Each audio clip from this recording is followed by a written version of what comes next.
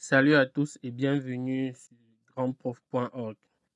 Aujourd'hui, dans cette vidéo, nous allons résoudre un exercice portant sur les tableurs. L'exercice nous vient de la mini-session de février 2025 du collège Vogt. Voici l'exercice. À l'aide d'un tableur, on produit le tableau ci-dessous, le tableau que nous voyons ensemble. Et on a les questions qui suivent. On va répondre au fur et à mesure. Écrire une formule qui permet d'obtenir le nombre total de filles. Donc, on va écrire notre formule dans cette cellule. On nous demande le nombre total de filles. Qu'est-ce qu'on veut? On veut pouvoir donner le nombre total de filles. On voit que ici la condition porte sur les filles. Comment savoir qui est une fille, qui est un garçon? C'est la colonne sexe qui va nous guider. Donc, il s'agit en fait de compter le nombre de fois le sexe F dans notre tableau. Et la fonction qui nous permet de faire cela est la fonction NBC. Dans une précédente vidéo, on avait déjà vu un cours complet sur l'utilisation de la fonction NBC. Donc ici, on utilise égal NBC. Excel nous propose déjà, on choisit NBC. La syntaxe est la suivante. NBC plage critère. Donc on va choisir la plage. La plage, c'est l'ensemble des sexes des élèves, donc de B2 à B7.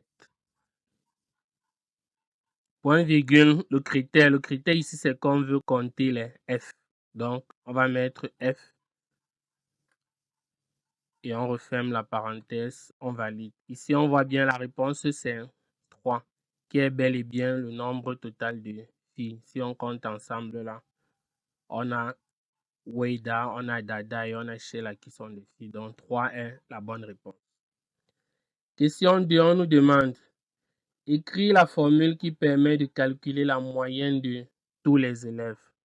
Vu qu'ici, il n'y a pas de coefficient sur les notes, la moyenne se calcule simplement en additionnant le nombre total de notes divisé par le nombre d'élèves. Mais ici, on va utiliser la fonction moyenne.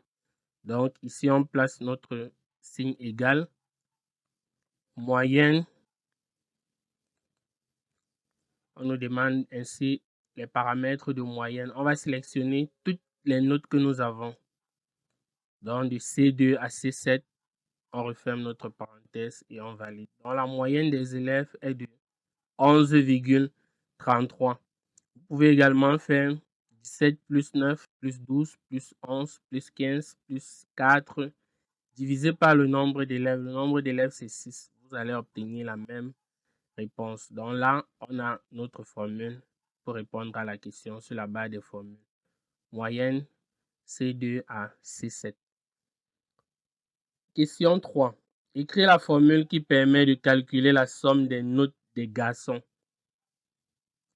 Si vous avez bien suivi la vidéo précédente où nous avons parlé de des fonctions somme-si, vous allez immédiatement voir qu'ici, il faut utiliser la fonction somme-si. Qu'est-ce qu'on veut? On veut la somme des notes des garçons. Donc, le critère ici porte sur garçon. On va d'abord mettre notre égalité, somme. On sélectionne somme-si. La plage, beaucoup d'élèves confondent la plage du critère et la plage la plage où on doit faire la somme. Le critère ici porte, la condition c'est quoi? C'est qu'on veut les garçons. Les garçons se trouvent où dans sexe? Donc la première plage ici c'est la plage du sexe de B2 à B7. Point virgule. Le critère c'est qu'on veut les garçons. Donc le critère ici c'est M. Point virgule. La somme où la plage doit se passer. Pardon. La plage où la somme doit se passer, ça veut dire ici, on veut additionner les notes. Donc, on sélectionne toutes les notes. Donc, c'est de C2 à C7. On referme et on valide. La somme des notes des garçons est de 35. Si vous prenez là, on a Christophe 9, on a Isaac 11, on a Ito 15. Si vous additionnez 9 plus 11 plus 15, vous allez bel et bien trouver 35. Donc, la réponse à mettre ici était somme ci de B2 à B7, M, point virgule, C2 à C7. On nous demande ensuite, question 4, écris la formule qui permet de déterminer le rang de Sheila. On a une colonne rang, Sheila est dans la colonne. Et notre sixième élève, donc, c'est la ligne 7. On nous demande le rang. Naturellement, on va utiliser la fonction rang. Rang, la syntaxe nous dit qu'est-ce qu'on précise d'abord le nombre qu'on veut classer. Le nombre qu'on veut classer, c'est la note de Sheila qui se trouve en C7. Donc, on sélectionne C7. Point virgule, la référence. La référence ici, c'est la plage de toutes les notes. Donc, ici, on va sélectionner toutes les notes de C2 à C7. Ici, l'ordre n'est pas important vu qu'on n'a pas demandé si on classe par ordre croissante ou décroissante. On va choisir l'ordre par défaut. Donc, ne rien mettre. Et on voit bien, ça nous donne la 6. Donc, chez la S6e, on regarde bien, on a 6 élèves et elle a la dernière note. Donc, forcément, elle est 6e.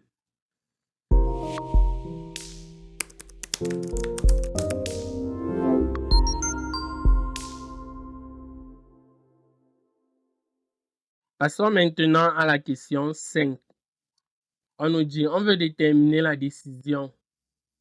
Entre parenthèses, refuser si note est inférieure à 10 et admis dans le cas contraire. Question A. Écrire la formule permettant de trouver la décision de l'élève Weda Chantal. Weda Chantal, ici, c'est notre premier élève dans la ligne 2.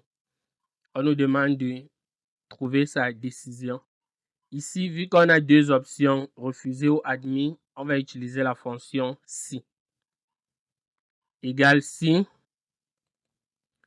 Le test logique, on nous dit si la note est inférieure à 10. On dit refuser si la note est inférieure à 10. Donc, on va prendre la note si elle est inférieure à 10. Point virgule. Dans notre condition, on a terminé notre condition. La valeur, si vrai, c'est refuser. Donc, on va ouvrir les guillemets. Refuser. On referme la valeur 6. Donc, si la note n'est pas inférieure à 10, c'est qu'elle est supérieure ou égale à 10. Donc, la réponse ici sera admis, un peu comme ce que le 80-70 vous renvoie en juin, au mois de juillet août. Donc, on valide. Ici, Weda est admise. Donc là, la formule à mettre était si C2, qui est la note C2 qui représente la note de Weda, inférieure à 10, alors refusé ou alors admis. Quelqu'un d'autre aurait pu changer la condition commençant par le cas admis, donc il allait utiliser plutôt C2 supérieur ou égal à 10 et mettre d'abord admis et refuser après. On nous demande, question B, expliquez comment faire pour avoir automatiquement les décisions des autres élèves. Ici, notre premier élève, Weda, on a déjà trouvé comment faire pour avoir les décisions des autres et ne pas réécrire la même formule. On utilise une fonction qui est propre au tableur qui s'appelle la recopie incrémentée. Et la procédure, c'est quoi? C'est ramener le curseur à l'extrême droite en bas de la cellule qu'on veut recopier jusqu'à ce que ça devienne une croix. Regardez ici, quand je suis là, on a une grosse croix.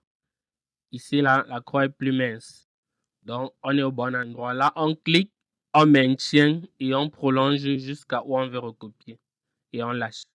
Ça, c'est la recopie incrémentée. Et là, vous avez eu les décisions des autres. Là, pour Christophe, on a refusé. Évidemment, il a eu 9. Dada, on a admis.